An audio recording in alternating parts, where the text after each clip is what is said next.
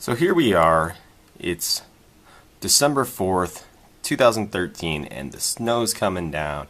So I thought to myself, what a great day to do a reef tank update. Hello and welcome to Mile High Reefers. I'm Scott Anderson and I'm back. It's been quite a while since I made my last video and a lot's happened since then. If you remember the last time I was making a video, I had just gone through an STN issue, which I never figured out exactly what happened to.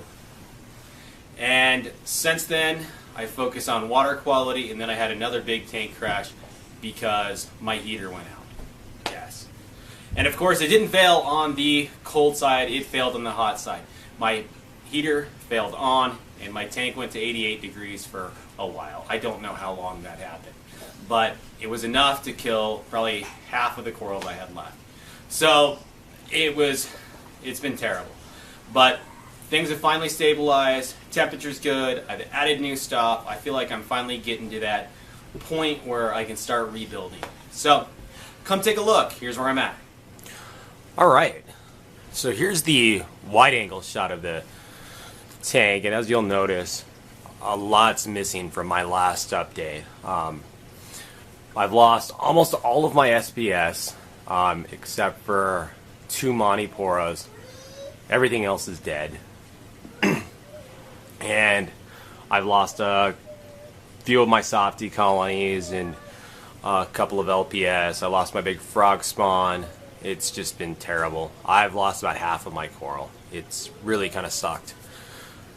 But the cool thing is you can look at this tank and basically see what can survive a fair amount of time at 88 degrees. So, first of all, the fish. The fish are doing great. They were completely unaffected by the temperature change. The tangs, they're doing great. The clownfish are doing great. The chromies are doing good. You can't see them in there right now. They're hiding out in the rocks.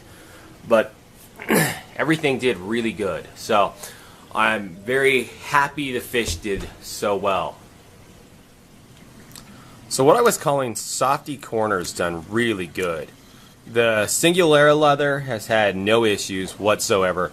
The RTN or STN, whichever one it was, most likely STN, had no effect on it, and the temperature to 88 degrees had no effect on it.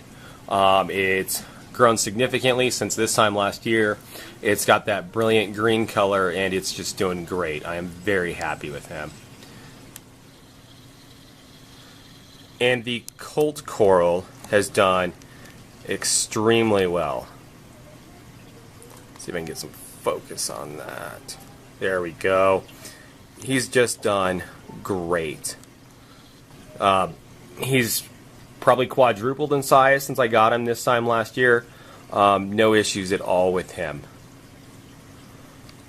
Unfortunately, the Xenia colony, dead.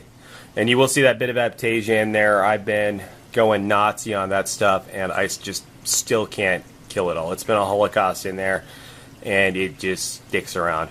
I will be doing another treatment later, but it seems like they're like velociraptors. For every one you see, there's 6 that you don't. It's just impossible to eradicate. But I've been using a syringe with a Kalswatzer solution, and it does kill whatever you inject with it. It's just impossible to get it all. So the Clam is doing just great. I've had him for just about a year now, and he's basically tripled in size. So I am just extremely happy. The temperature had no effect on him.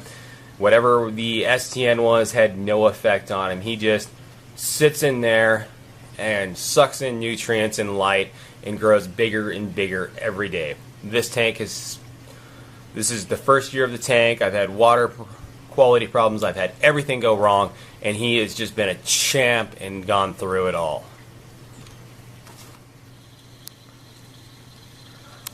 The Duncans. The Duncans haven't grown much. I've had a lot of heads come off. They're still a fairly small, tight colony. But considering everything these guys have been through, I've had them close to a year now. Their coloration is still good. The polyp extension is still good. And they're still just rocking it. So I'm very happy that they've managed to get through all of the problems that I've had. So these guys have been incredibly hardy for me.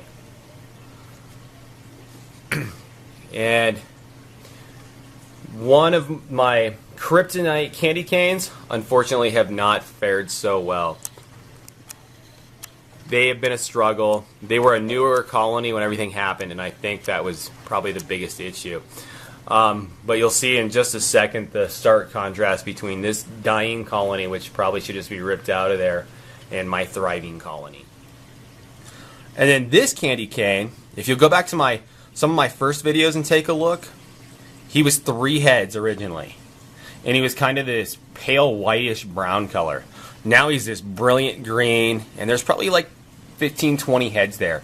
He's 4 or 5 times bigger than when I bought him. So I am thrilled with him. And I don't want to frag him. I see a lot of people, they frag these guys up and they have lots of little pieces, or they'll sell off the little pieces. I really want a big candy cane colony. So that's my goal with this guy, is hopefully he'll really grow up and get big. Alright, and here's the purple Monty. And as you can see, the bottom of it's dead, and the top of it's that brilliant purplish blue color. And that's actually my fault that the bottom's dead. The way I placed it on the live rock, the top kind of grew out, and then the bottom didn't get light to it, so it kind of overshadowed the bottom and killed it. If I would have kind of angled it up a little more, I probably would have had a colony twice as big as I do. But all things considered, I'm pretty happy, since almost all of my SPSs died. He's still alive, he's still rocking it, and he's gorgeous. So I'm happy to see him still in there thriving. And then here is the other Montipora colony. This is kind of more of an orangish pink Monty, and he is doing really good. He's fully encrusting under the rock. His growth hasn't been explosive, but his growth is there.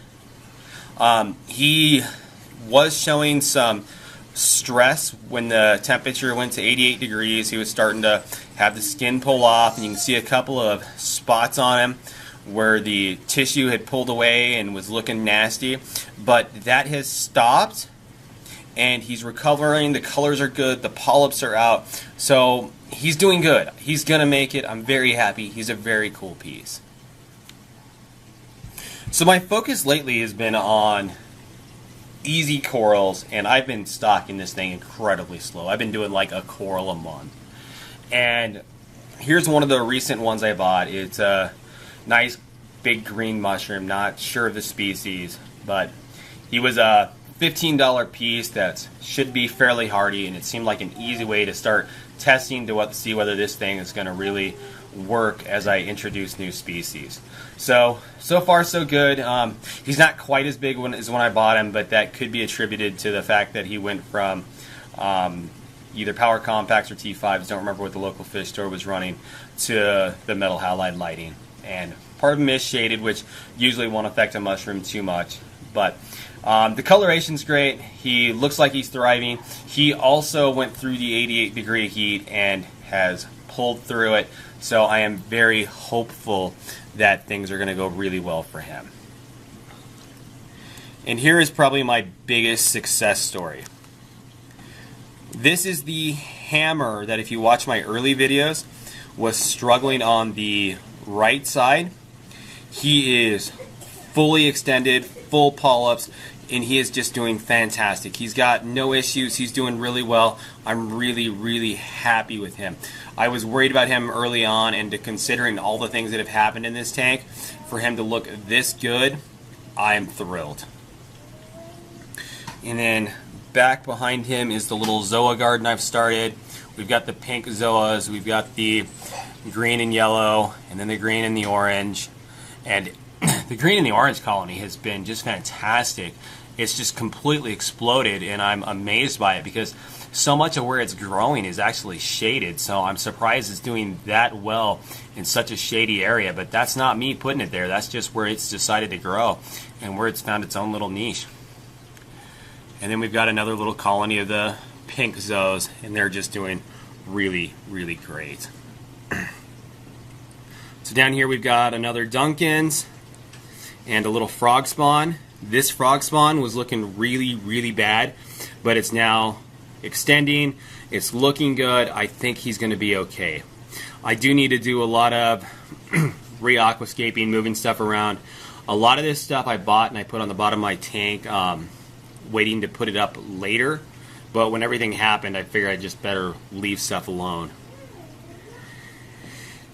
And one of the sadder things is my open brain. He's still alive. I don't know if he's going to recover, but if you look at the bottom of him, you can see where the tissue's pulling away from the skeleton. So he's been like this for several months now. He seems to be getting slightly worse. So I don't have a lot of hope for him, but I'm not giving up on him. He's not going out of the tank until there's no chance for him.